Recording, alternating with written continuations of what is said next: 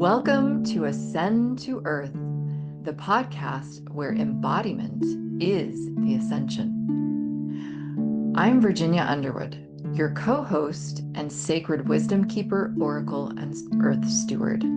I'll be joined by my daughter and co-host, Hannah Pearl, soul alchemist, astro herbalist, and intuition mentor. This is a space for the seekers, the sensitives, the cycle breakers, and the wild hearts returning to their truth. Each episode will explore what it means to come home to the body through sacred conversation, emotional alchemy, nervous system healing, ancestral wisdom, and earth-based spirituality. We'll also be sitting in circle with other wisdom keepers, visionaries, and embodied leaders, voices who are here to midwife the new world. Here, we don't escape, we descend, we feel, we root, we rise. Let's ascend to Earth. We were just talking about money and self-worth, value, and how that all corresponds and correlates. All tied together. And also the concept of safety. Yeah.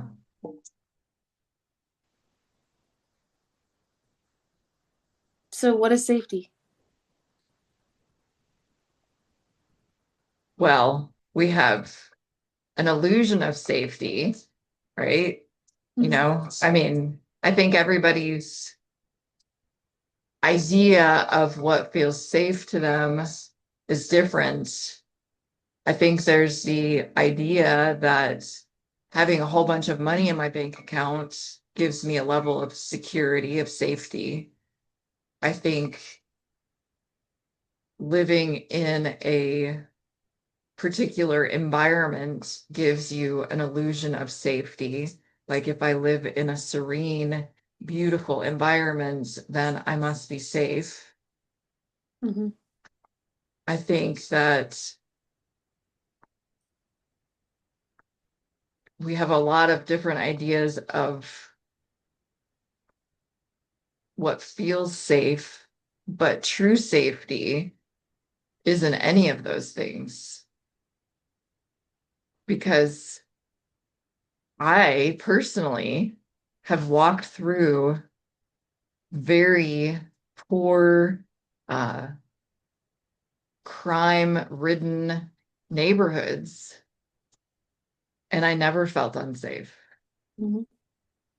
I have had $0, literally $0 in my bank account, and I have felt completely safe. Yep. So truly, safety is not anything that's outside of us. It is a feeling cultivated inside of us through our nervous system and being able to regulate our nervous system that allows us to stay in an open and receptive place where we Mm-hmm. can respond to our environment instead of react. I know Yep. that when I have not felt safe in my body, I felt constricted. I felt it's the fight or flight and all the other words that go along with that. Fight, flight, fawn, freeze, Mm-hmm. response when I haven't felt safe, which the brain or the blood is going to the key points in the body that allow you to get out of there, out of the situation, yet it restricts your ability to actually see what's happening. Mm-hmm. So it's like I used to have the startle response really easily. You know, I could be sitting here talking to you, for example, and something happens and it startles me and gets me into that. But I must have already been in that state to a degree for me to not be able to recognize that something was happening. When when I feel safe, when I feel calm and at peace, then I have way more awareness of what's happening around me in my environment. And I don't have that same startle response. Hmm. It's okay, this is happening now, like I'm aware of it. My body doesn't freeze up and get ready to dart out of there. It's, you know, I'm going to have a response to this, whatever that looks like. If I can't think of an example right now, but does that make sense? Yeah. Yeah, if your nervous system's already like prepped for something like to be on guard, then you're going to be hypervigilant of your surroundings. But if you're calm and you're open, then you're not like hyper fixated on any specific threat. And you actually could be more like if something were to actually happen, you could respond better because your nervous system Yes. is open to view it more objectively, which I actually kind of had an epiphany a little bit while you were talking about the blood moving to the different areas of the body to keep you to like protect you. And I was thinking about the heart being the center of presence, like that is the energetic space that brings us back to presence. And when you look at like herbs and if they have any sort of like circulatory effect, usually they open up the blood vessels, which opens up the blood, which allows the blood to flow to all the peripheral areas of the body, which then means that like it's dispersed evenly, which also has this like simultaneous effect of making you calm. And so that just kind of feels, I don't know if that makes sense to you, but Yeah. And then what that makes me think of is if everything is dispersed, that means that our attention is dispersed around us so mm-hmm. that if something does happen, then we can respond according to what's actually happening instead of being in that restricted only, you know, the head, the feet, whatever, um, Yeah. which limits our ability to respond effectively. Mm-hmm. Then we blow up our life, for example. Mm-hmm. Right? Yeah. Yeah, I mean, it's kind of like people who go to war and then they come back and they've never left the war. And so they're building barricades all around themselves in all these different ways because they're still at war.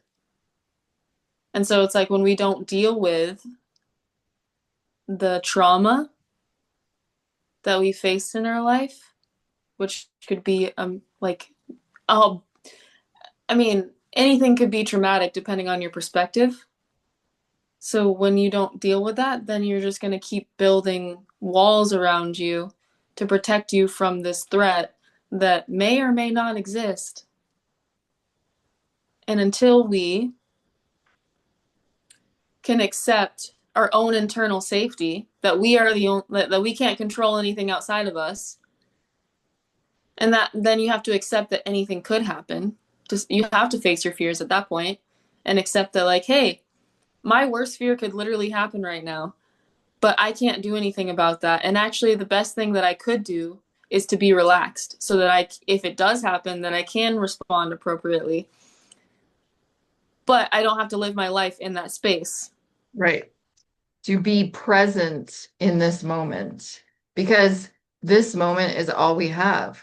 And if we are somewhere in the future or in the past and our life ends, for example, then we've wasted the whole thing because we weren't present. Mm-hmm. Right. Well, and then I think about this TED Talk that I watched like 10 years ago, and it still affects me today because I still think about it. But this woman was a neuroscientist, I think, and she was talking about the effects of stress on the body and how when we perceive stress to be a negative thing, then it damages our body. But when you perceive stress as actually a helpful thing, it helps our body. So it's not even about the stress itself, it's about our perception of the stress. But actually, the reason why I thought of that, she was talking about the regrets of the dying. And there was like five top regrets of dying people. And none of them at all had anything to do with working more or having a business or having more money or having more things or anything like that. Every single regret of a person on their deathbed had to do with how they spent their life. And like a lot of them regretted not spending more time with their family. A lot of them regretted not spending more time with their kids or doing something that they loved, like making art or whatever their thing was. Like it was more about how they utilized their time to connect with the rest of the world.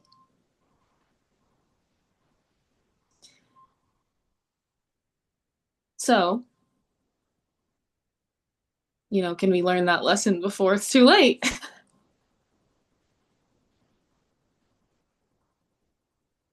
That's the $1 million question, isn't it?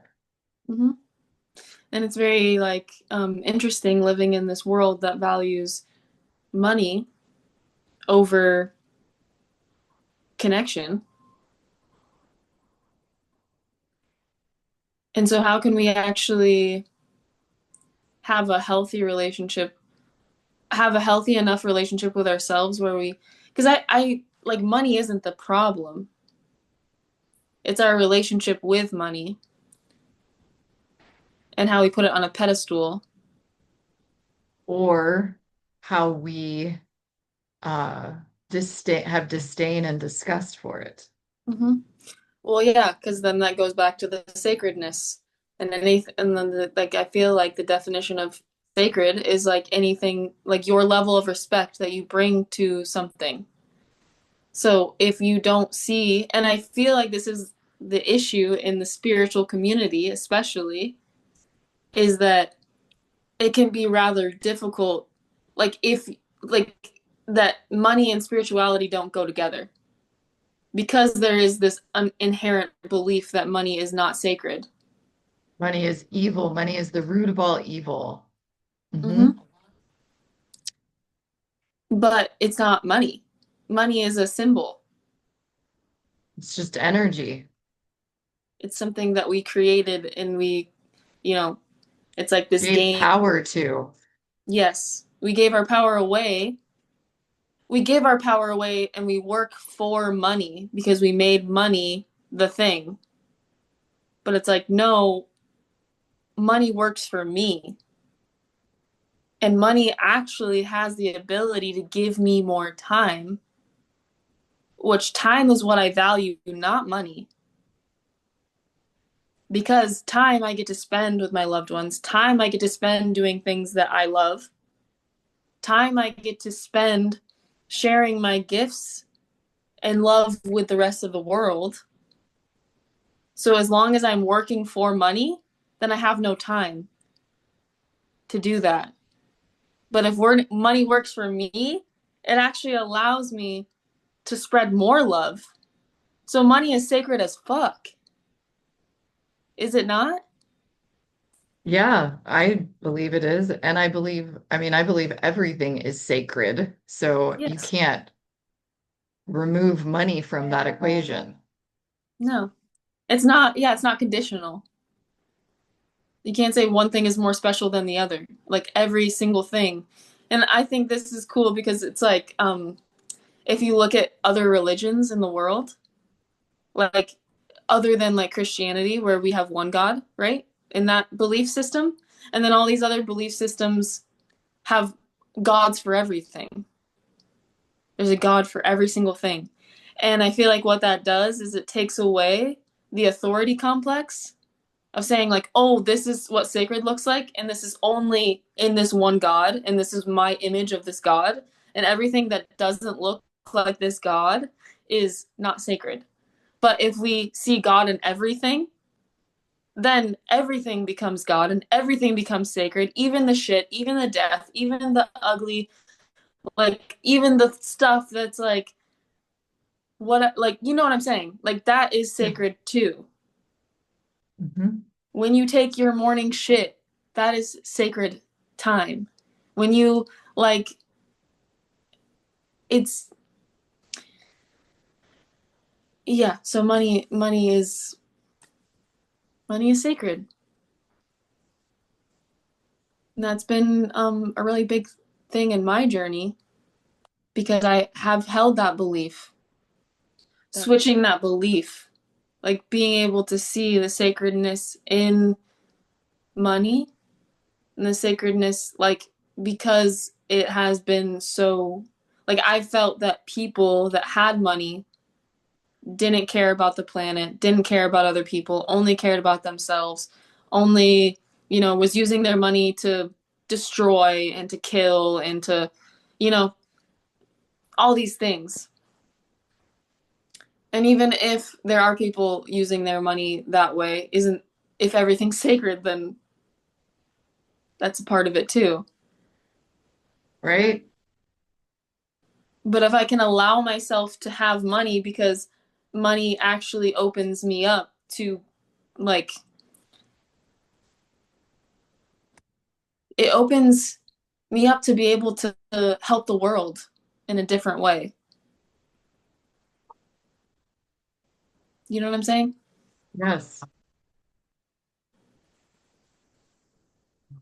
Yeah. I mean, when you don't have money, then you're chasing it.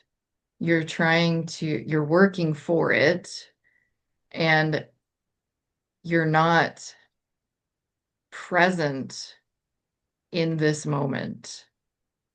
And if money's working for you and it's not the thing, then that frees you to be more present. And that doesn't mean that you have to have a lot of money in order to get to that spot that we're talking about right now. No, I You don't think you know, have to have money at all, actually, to get there. no. And I think too that a lot of people that have a lot of money are actually just as steeped in the fear lack mentality as the people that are not, don't have a lot of money and are working for money, you know? Mm-hmm. And I think it's that what you're talking about is working for money or money working for you. Because if money's truly working for you, then it's not about having millions of dollars in your bank account and being able to buy all these material things. Mm-hmm. It's about knowing that you're provided for in each moment, that abundance comes in many forms, and that you don't have to, like, being in stress or hoarding, whether it's money, whether it's trash, whatever it is that people feel like they have to hold on to. It's that energy of Feelings. holding on to something Yeah. instead of allowing it to flow through you. Mm-hmm. It's emotional. It's the frequency of, like, if you are, it's your nervous system. Your nervous system and your and money are so deeply connected because you can have all the money, and it's not even about money is the thing. Like, none of this is about money, but you could have all the money and still feel like everything is out to get you, and you're going to make decisions to protect yourself. You just might have more resources to make different kinds of decisions. You know what I'm Yeah. saying? Yes. So we use money as this sense of protection. So if we pad ourselves with enough money, then we're safe. Mm-hmm. But that is not true because I can tell you from my own experience, my past experience, where I've had a lot of money, and I'm not talking millions of dollars, but plenty of money, six figures in my bank account. And I still didn't feel safe. I didn't feel, now I've got to protect all this stuff and worry about the physical material things that I have that somebody's going to take them from me, you Mm-hmm. know? And then I think the thing that's helped me the most is going through the fire and losing all of the material things because I mean they were taken from me for in an instant.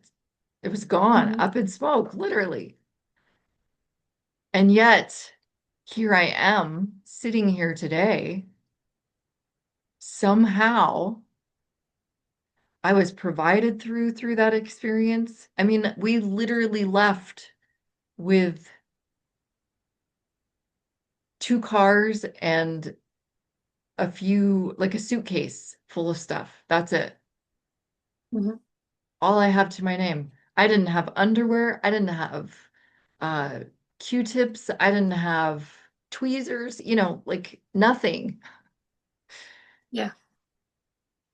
So my point is that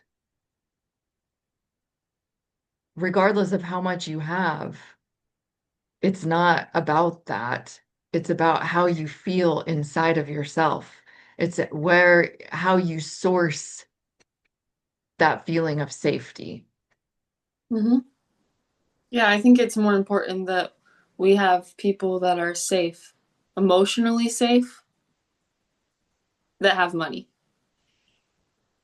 Yeah, because then it doesn't look the same. They make It different might look decisions this, right. because they're not coming from fear. It might look the same on the outside. They have a nice house, they have, nice things. But what I've noticed, especially about people who are in that scarcity lack mentality, even when they have a lot of money, it's it goes through their hands. Like they've got to spend it. It's like hot potatoes. They're spending it on everything and not thinking about or being conscious about how they're spending their money. They're just, oh, you want this? Okay, take that. You want this? Okay, do that. Mm-hmm. Instead of, I'm present in my body. I feel safe here. So I don't have to just buy things for the sake of buying them or for that endorphin rush, dopamine fix. Yeah. I can be conscious and present with how I spend my money, which then allows me to use what I have to help the environment, right? Because then I'm making conscious decisions about where my money goes. If Mm-hmm. I'm buying, you know,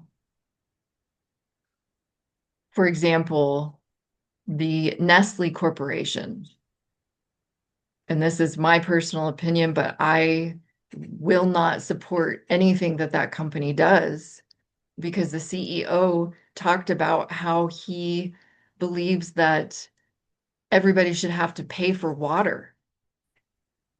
And he's Mm-hmm. bottling up as much of the earth's water as he possibly can so that he can make more money. Mm-hmm. And That's pumping people not, full of toxins and uh, like awful ingredients that shouldn't even be considered food. Right. Look at Coffee Mate. I've heard horrible stories and I don't know exactly what the ingredients are in that product, but I will not let it touch my lips. Let's just put it that way. Mm-hmm. Well, yeah, it's just that that's the thing. And I think that's what's given money a bad name, right? Because we look at the CEO of Nestle and he's got a bunch of money and whatever. So then that's just the image that's put in your mind of like that equals like that's what happens when you have money. But Right. you wouldn't allow like if you had a regulated nervous system, would you be okay with pumping people knowingly full of shit that you don't know like what the long term well and actually we do we're starting to see the long term effects of like what these ingredients are doing to the population. So it's like if you are knowingly doing that but you're just turning a blind eye because you're getting money and that's feeding your sense of security and safety in your life. And he's a person, so he's got like a family and people that he cares about probably and all these things, and so he's just trying to take care of himself in whatever he knows how to, and that's his safety blanket. It's like, but he's coming from a place of fear. So, and it's not about the money, it's about the I The mean, look at the world, vibration. like the society that we share, that we all make up. We're bombarded with, I mean, look at the news, like of the media. Like it's inundated with all of these stories about what you should be scared of and what you should pay attention to and what you should do for yourself to keep yourself safe or comfortable.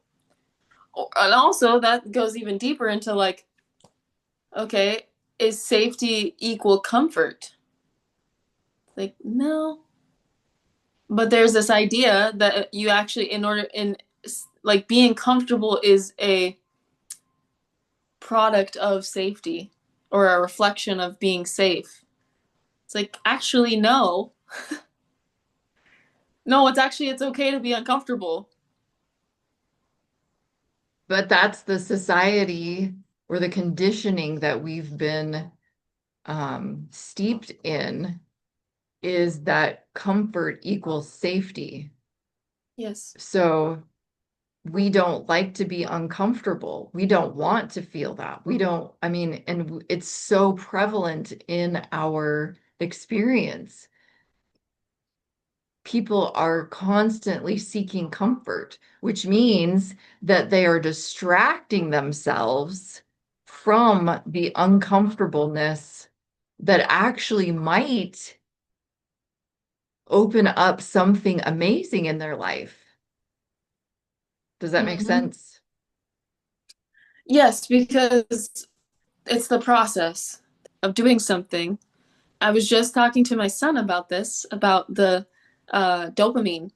Dopamine is like this quick fix, we have all this instant gratification. That's the comfort, our body seeking that, like, okay, if I do this, then I immediately get a fix.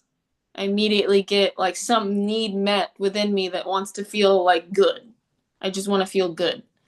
And it's like, but then we build serotonin through a process, and serotonin is a much longer lasting um,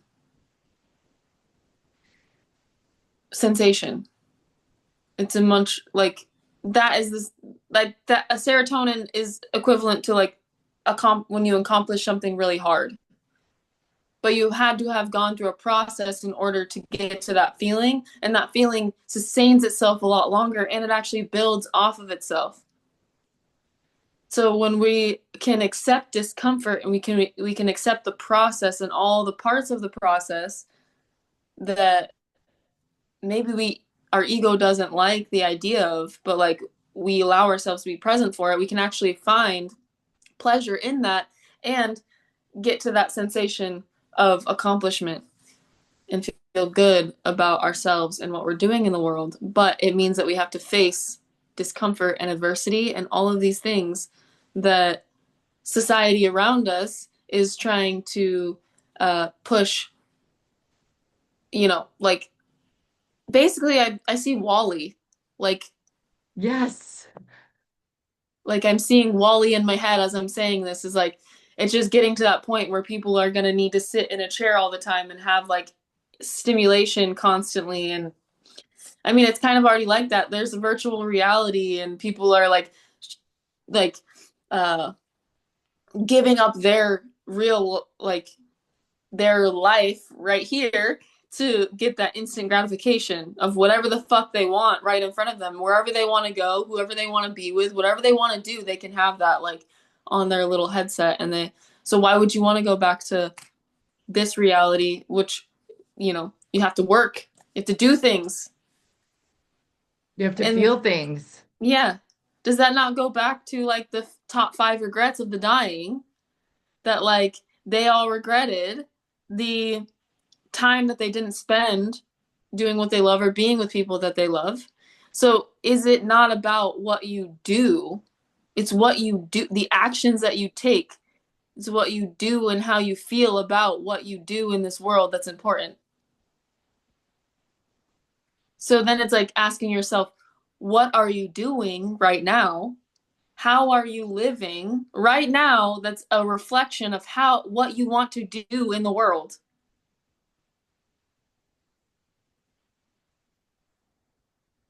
Because Yeah. go ahead. I was just gonna use an example from my life. You know, I I before I started doing what I'm doing now, I had a pretty comfortable life. I had a beautiful home. I had um, a partner. I had uh, lots of things. I had, you know, all the things that you think of as the American dream, right? But I felt completely dissatisfied. There was something within me that felt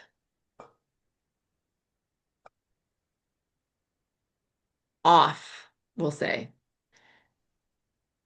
And I knew that in order to feel that sense of satisfaction, that I had to do something completely different with my life. That I didn't want the comfortable life. That felt like I was drowning and dying, and, you know, that this that there is something inside of me that wants to come out and to feel that deep sense of joy that I wasn't getting from being comfortable. There was no actual joy in being comfortable. So I blew up my life. I left my partner. I left my comfortable life in the suburbs.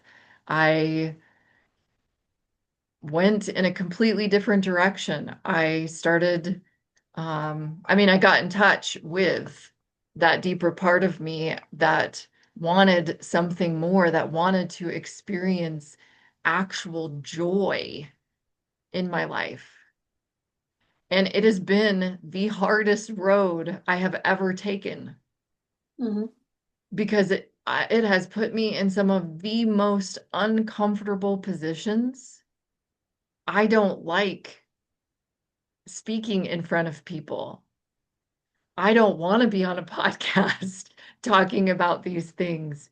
Yet I I know what it feels like now to experience true joy for doing what I love, which is helping people transform their lives. And the only way that I can do that is through putting myself in these positions that that are uncomfortable, that make me stretch myself in ways that I would never have imagined doing. Being in a financial position where, you know, I don't have two pennies to rub together. Yet somehow I have everything that I need. Everything that I have needed has been provided to me, even in those moments where outward appearance looked like I had nothing. And when I die, I will not regret taking this path. I don't regret taking this path right now, and I have no idea what the outcome is going to be. Not a clue. All I know is that when I listen to my heart instead of the logic that tells me you should go do X, Y, and Z, my heart, on the other hand, says, no, you should just sit here and be present and be still. And an action will arise, an inspiration will arise that says, oh, this would be fun. This would feel joyful to my soul. And when I take that action, as illogical as it seems, the most amazing and miraculous things come from that.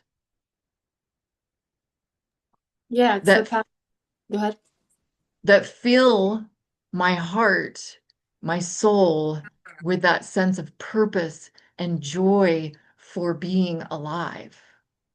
Yeah. Yeah, because it's kind of like I feel like my life, I meant to follow my joy. I feel like I am deserving of wasn't I didn't come here to suffer.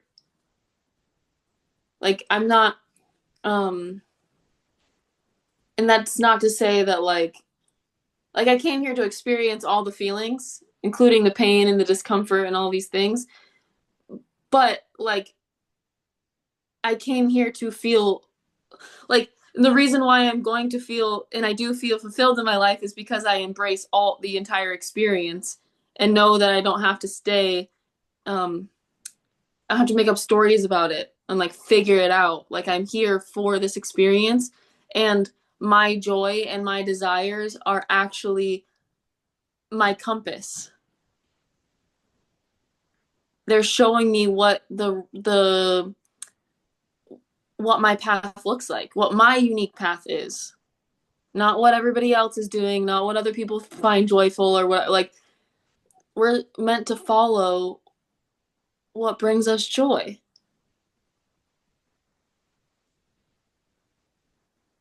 And it's hard.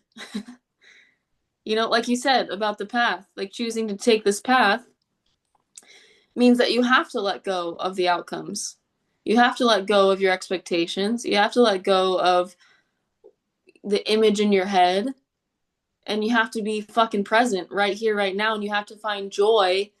Like, because joy is more than just a feeling, it's a fucking mindset. It's a way of experiencing life. It's a way of showing up for life. Because you can find enjoyment out of every single experience, even the ones that are painful.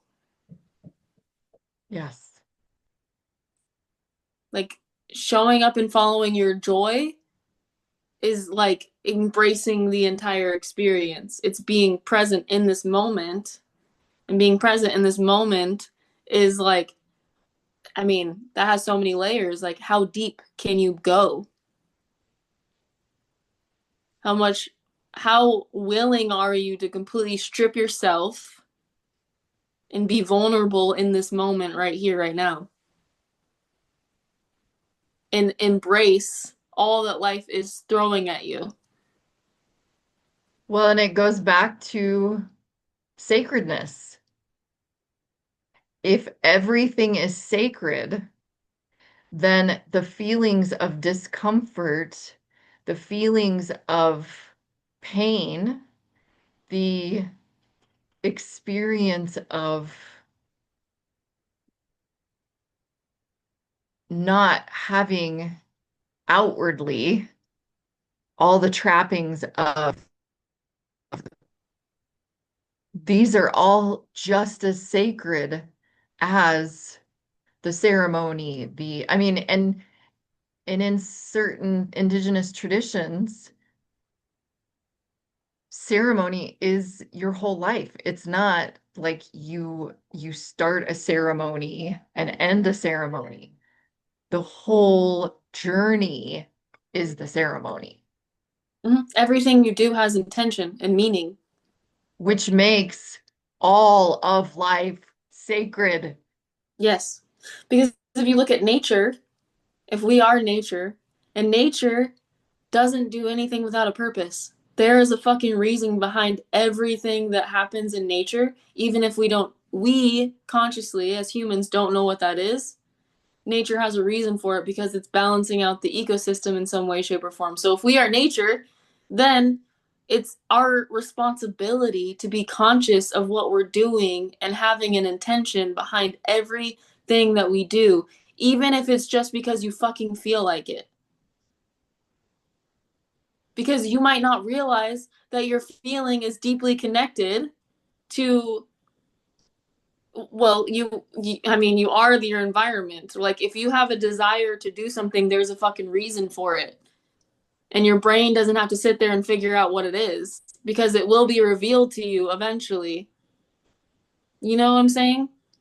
Yes. And as we have been conditioned, I think it is important to look at the desires and are they our true desires or are they conditioned from the way that we were raised and the way we were told to desire things or to, um, show up in the world. Yeah. Yeah, it's like first because we've been conditioned to think that we desire something based on somebody else or society or whatever. It's important as like a first step to actually become aware of the difference between your true desires and worldly desires. Right. And once you can recognize what your true desires are, then you can like allow yourself to just follow those without trying to make up a story about what it means because you know Yes. that it's your true desire. Right. Because sometimes when we're conditioned, well, not even sometimes, when we are conditioned, then a lot of those stories, I mean, a lot of those desires come out of the stories. So, for example, in my life, never feeling good enough, never feeling seen or valued for who I am, I have all these stories about what what um, being seen or being valued looks like, and when I live those things out, like, okay, for example, in terms of a relationship, if a guy is calling me every day, if a guy is giving me all this attention, well, the story that I've created is that's love. But when I look at that from a place that's actual from my heart, then I can see that that's his insecurity and that's feeding my insecurity. That is an issue of control, not of love. Because love doesn't need the other person to do anything except be themselves Because and that's real love right there. show up as themselves. So then if my desire is to truly feel love, then I have to let go of all those expectations, all those stories, of what that should and shouldn't look like and accept what actually is. And see that that is love, and that you've just created barriers around what it means to love and be loved.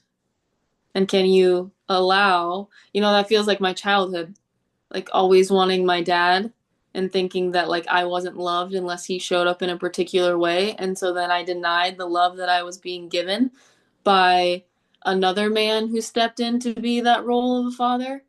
And I couldn't see past his own, I couldn't see past my limitations that I put up for myself around what he needed to do in order to show up and love me.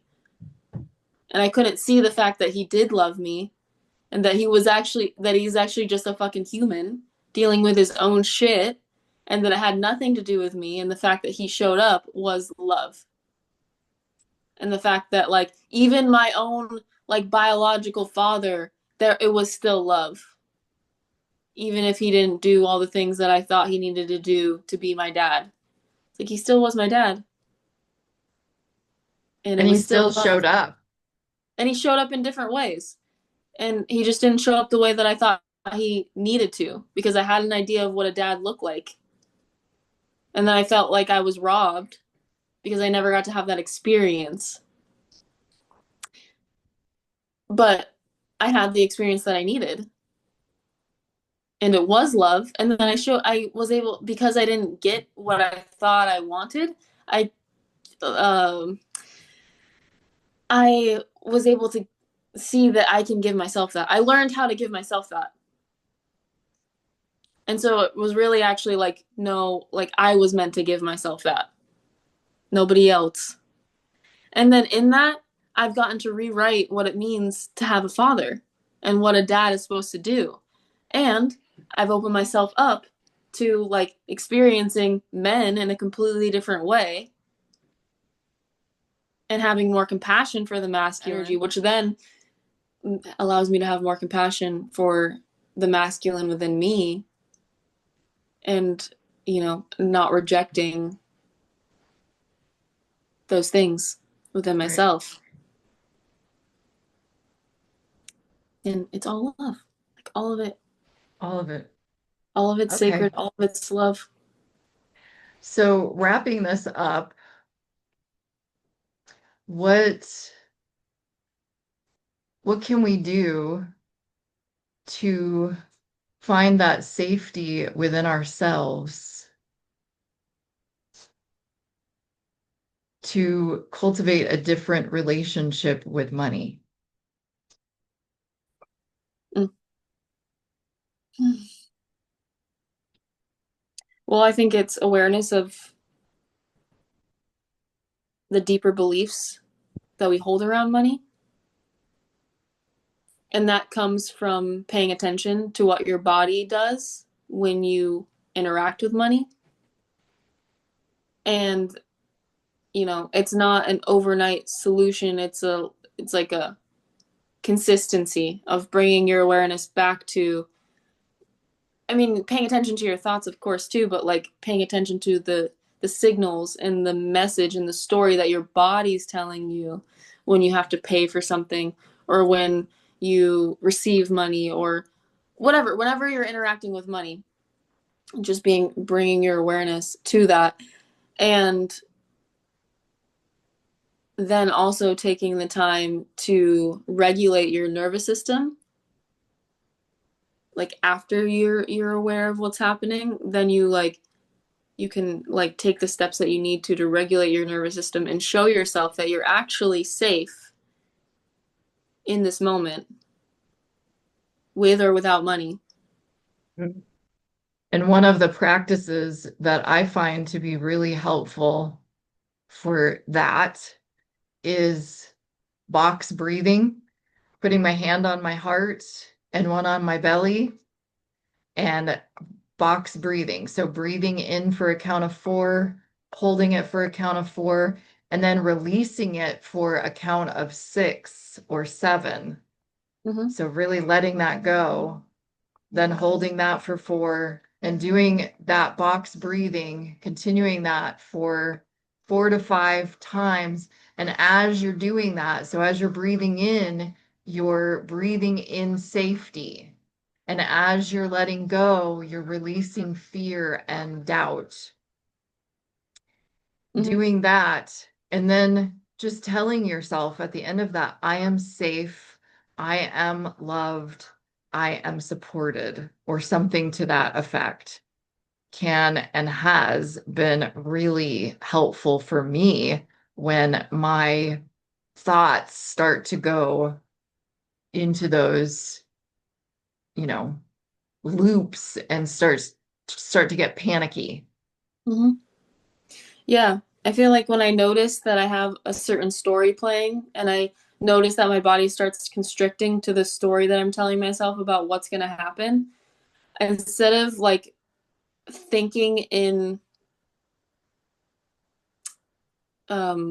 conclusion, like being like this is it, I like to ask myself a question, which is more of like asking myself, what if it all works out?